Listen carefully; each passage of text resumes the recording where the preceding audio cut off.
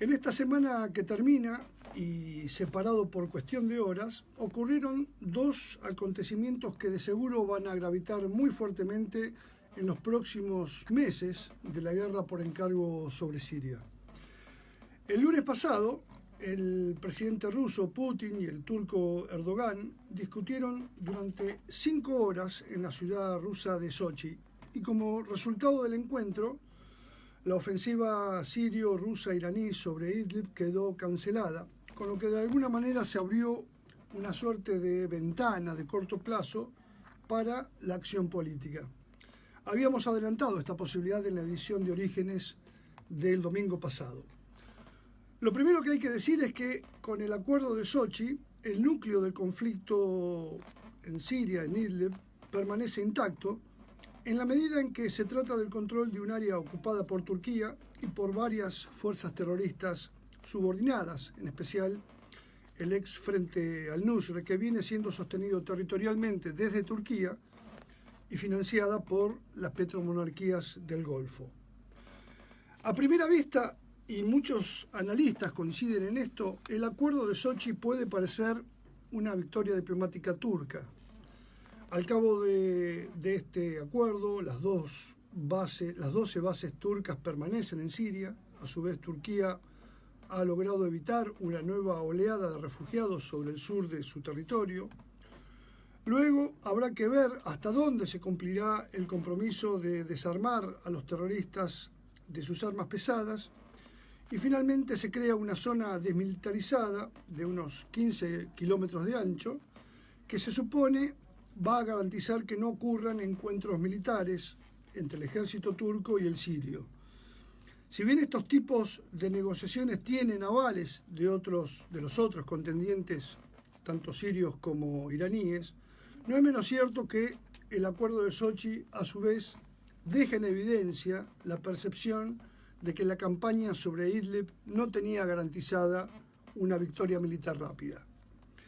En ese sentido, el acuerdo de Sochi formaliza una apuesta de riesgo que se supone abrirá un paréntesis en el que el desarme del Frente al-Nusra recaerá únicamente sobre las espaldas de Turquía y de paso también supone la posibilidad de alentar las habituales, digámoslo entre comillas, subguerras que ocurren entre los diferentes grupos terroristas que ocupan esa provincia.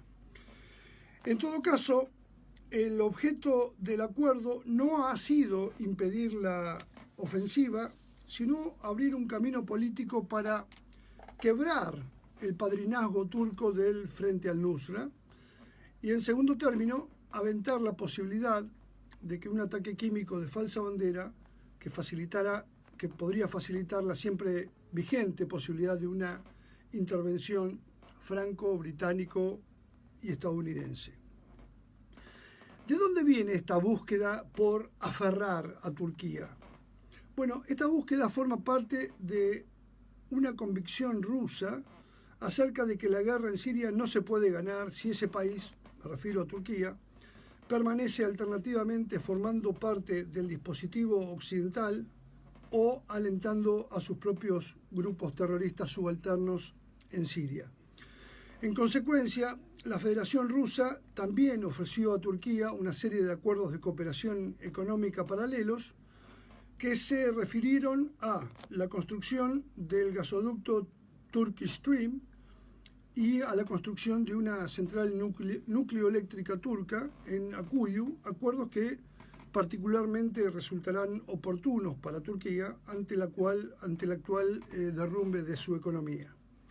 Según Thierry Meyssan, este acuerdo es una forma para aferrar a ese país de las potencias occidentales y de evitar o de posponer una campaña militar cuyo peso recaería principalmente en el ejército sirio y a la vez afectaría a unos 3 millones de civiles. En este sentido, no es algo menor.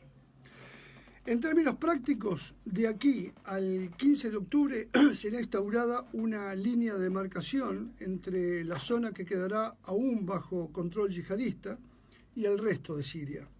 Y a partir de esa línea se creará una franja desmilitarizada bajo control conjunto ruso y turco, cuya demarcación permitirá a la parte siria liberar definitivamente la autopista que une a Damasco con Alepo.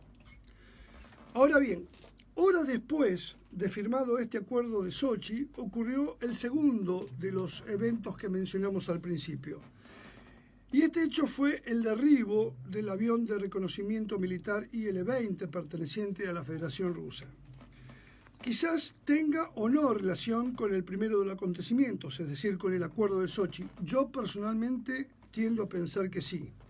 Pero esta acción militar tiene por sí misma la capacidad de exhibir lo fangoso del terreno político que rodeaba y que rodea a la campaña sobre Idlib.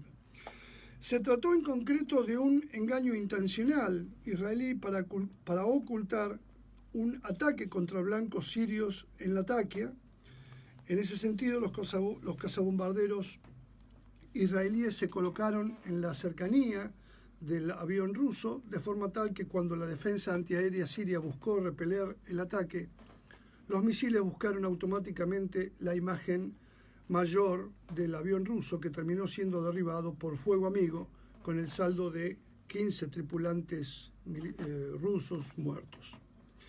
El Ministerio de Defensa ruso calificó el hecho como una provocación lisa y llana por parte de Israel, quien también expuso que al mismo tiempo que ocurría este ataque israelí sobre Latakia, Francia se había sumado a este ataque israelí con un ataque misilístico procedente de su fragata Auvergne.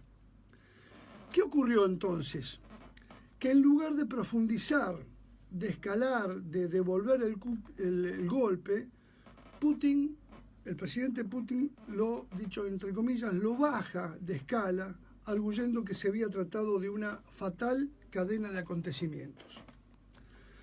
Refiriéndose a esta práctica de proteger de cualquier provocación al acuerdo alcanzado con Turquía en Sochi, el analista Paul Craig Roberts sentenció: todos deberíamos admirar a Putin, sin embargo, cuando se trata de matones, que eso es lo que son Washington e Israel, hay una desventaja en la política de Putin de poner siempre la otra mejilla, ya que la aceptación de todas las provocaciones siempre lleva a más provocaciones. Por lo que tarde o temprano Rusia deberá responder, sencillamente porque el evitar el enfrentamiento en forma sistemática, paradójicamente, solo garantiza que el conflicto sea cada vez más peligroso y de más envergadura.